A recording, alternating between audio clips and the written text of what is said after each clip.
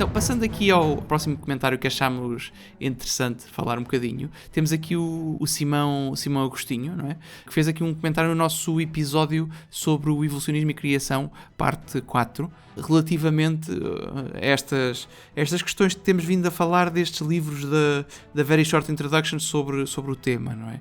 Que muitas vezes, sempre que eles têm a oportunidade, infelizmente, dizem alguma coisa contra a religião ou contra a igreja, não é? Sempre tem a oportunidade, que é um bocadinho... Pronto, não havia necessidade disto, não é? Nestes livros. Mas o Simão fala aqui de uma coisa ainda mais interessante, que acho que é interessante comentar. Portanto, tu tinhas dito aqui umas coisas engraçadas e eu vou ler o comentário do Simão e... É isso, vamos ler o comentário dele, que é um comentário que vale a pena ler na íntegra. Então ele diz assim: a propósito da Short Introduction, portanto aqui estas obras que temos estado a falar, e das suas chamadas à imaginação científica, isto porque nós tínhamos estado a falar daquele autor que dizia que era fácil imaginar que os aminoácidos de uma poça a competir uns com os outros para serem mais eficientes iriam ter um processo de seleção natural e daí surgiria uma célula. Sim, não é? Nós fácil de imaginar, não é? É fácil de imaginar para quem, não é? É fácil de imaginar para quem. A imaginação então, é fértil, só que a imaginação e a realidade são coisas diferentes. Exato. Não é? Exato. É neste contexto que o Simão escreve esse comentário. Portanto, a propósito da Short Introduction e das suas chamadas à imaginação científica, é curioso notar que o Deus das lacunas não é um exclusivo dos crentes ou de uma parte menos informada dos crentes. É um feitiço que se vira contra o feiticeiro. O materialista, muito certo da possibilidade de tudo explicar e compreender como fenómeno material e observável, tropeça nos limites da ciência natural, que são os mesmos limites do observável, com o seu próprio Deus das lacunas. Há uma certa metafísica materialista que, baseada em postulados falsos, crê numa capacidade vindoura, numa esperança infundada, de que aquela ciência a tudo dará resposta. Para ser esta, já hoje, a sua resposta, por via da imaginação, às lacunas e a tudo o que aquela ciência não disser respeito. Portanto, acho engraçadíssimo aqui a maneira como ele põe isto, não é? Porque, no fundo, esta imaginação... O que é que acontece aqui neste exemplo concreto que estávamos a dar do livro do Evolution, do Very Short Introduction, não é? Ele, no fundo, tem esta ideia da seleção natural que explica imensas coisas quando os organismos já estão vivos, mas depois tem esta fezada de que isto vai explicar tudo o resto e que explica o surgimento da vida quando não há indícios disso, não é?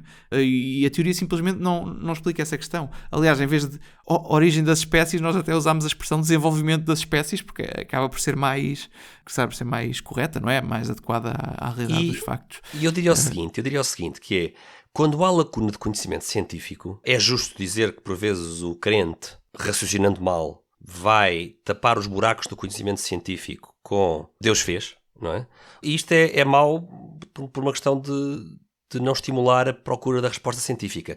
Porque Deus fez tudo é uma verdade óbvia para o cristão. Ou seja, para nós é óbvio que Deus faz tudo. Deus não é uma alternativa à ciência. Aliás, Deus é a causa primeira daquilo que a ciência estuda, que é a natureza, não é? Portanto, que Deus fez, ou que Deus criou, ou que Deus mantém em existência, para nós é uma constante. Ou seja, nós não precisamos divulgar o Deus das lacunas, porque Deus está presente em qualquer regularidade da natureza que nós estudamos com a ciência, não é?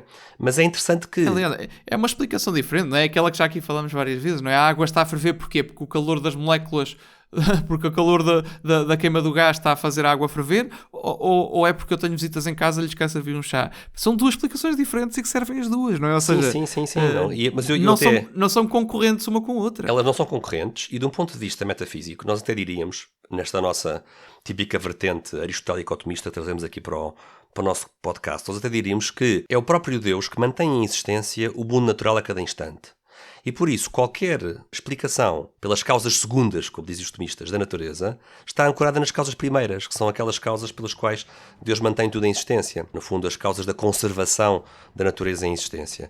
E, portanto, nós não precisamos de usar as lacunas se tivermos uma compreensão aristotélico-otomista da criação e da preservação daquilo que Deus criou em existência. E o que o Simão está aqui a sugerir é muito importante, porque, no fundo, o que ele está a dizer é, tal como por vezes há alguns cristãos com pouco conhecimento filosófico, teológico e científico, que quando não compreendem algo de ciência, vão buscar a Deus para explicá-lo, não é? E já vimos que isso não faz sentido nenhum, nem pela ciência, nem pela teologia. O que está aqui a dizer o Simão é que o contrário também acontece.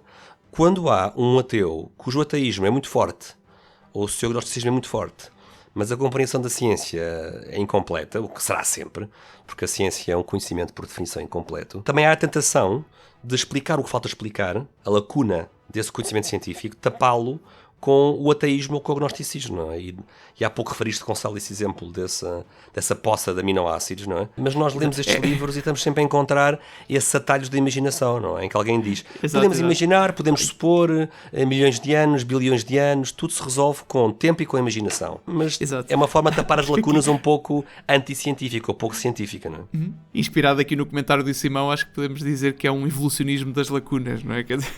Sim.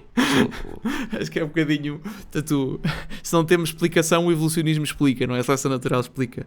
Sim, ora bem, o que nós diríamos a esse cientista que está tentado em colocar respostas simplistas, não é? Dizendo só, imagina milhões de anos. Não, vamos lá para o laboratório, vamos lá continuar a fazer ciência, vamos lá à procura das causas das coisas. Continuar a estudar, porque é que é assim. Estudar.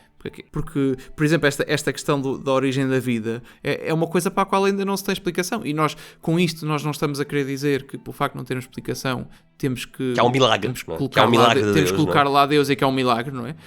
É uma possibilidade, mas não queremos saltar para aí, não é?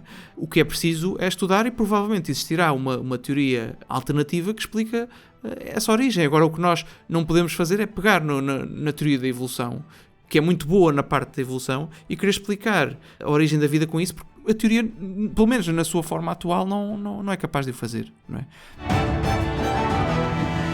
Olá a todos, esperemos que tenham gostado do excerto desta nossa conversa. Se quiserem ver o episódio completo, temos o link na descrição, e se gostam deste conteúdo, não se esqueçam de subscrever, pôr gosto e partilhar. Obrigado e até à próxima.